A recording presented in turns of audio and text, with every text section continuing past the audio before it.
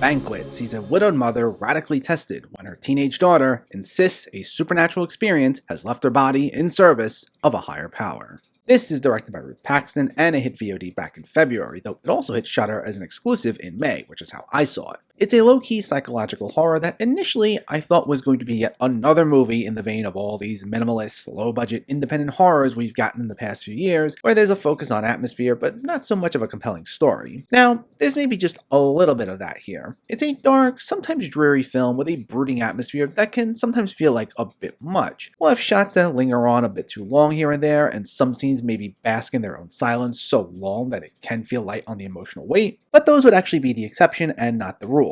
It's definitely more on the minimalist side in general, but it works like something more in line with last year's hidden gem My Heart Can't Beat Unless You Tell It To, which itself took a similar low-key approach, but also operated nicely on its less is more style so that there was a lot of emotional impact, even in its seemingly quieter moments. There's a primary relationship clearly driving the story forward, that being between Holly, played by Sienna Gilroy, and her older daughter Betsy, played by Jessica Alexander. And this feels compelling right from the start, as Betsy doesn't exactly have her life together and doesn't know which direction she wants to head in, which strains her relationship with her mother and leads to emotional detachment. But things change after she attends this party and she feels this force seemingly take her over, which then pushes their relationship to the other extreme, where we start seeing her do a little more around the house. But with that also comes an intensity in even the most mundane situations like food being prepared, and tensions begin aggressively mounting between the two as Betsy begins to change, though it's left ambiguous as to what it is exactly changing her. There's a heavy body horror element to the film as Betsy's transformation is seen through the lens of an illness, especially once she starts refusing to eat. And there are a lot of really tight close-ups utilized through some of these sequences, as well as some of the more intense exchanges that add to the film's unsettling feel. And adding on to the fact that both Alexander and Gilroy are absolutely gripping in their respective roles, and you truly believe them as this mother and daughter with such a broken relationship, giving the film a lot of emotional weight. Now, while I thought this relationship was explored well enough, I thought the film got even better once we were introduced to Lindsay Duncan as Holly's mother, who comes in a little later on and tries to streamline how the situation should be handled in a very no-nonsense manner. And this introduction heightened things and led to a gripping final act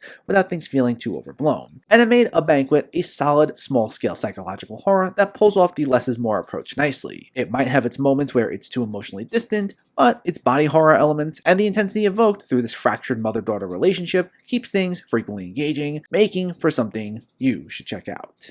A Banquet gets a 7 out of 10. So let me know, did you see A Banquet, or are you planning to see it, and what were your thoughts? Did you find it creepy, and what's a good supernatural horror movie that you've seen lately?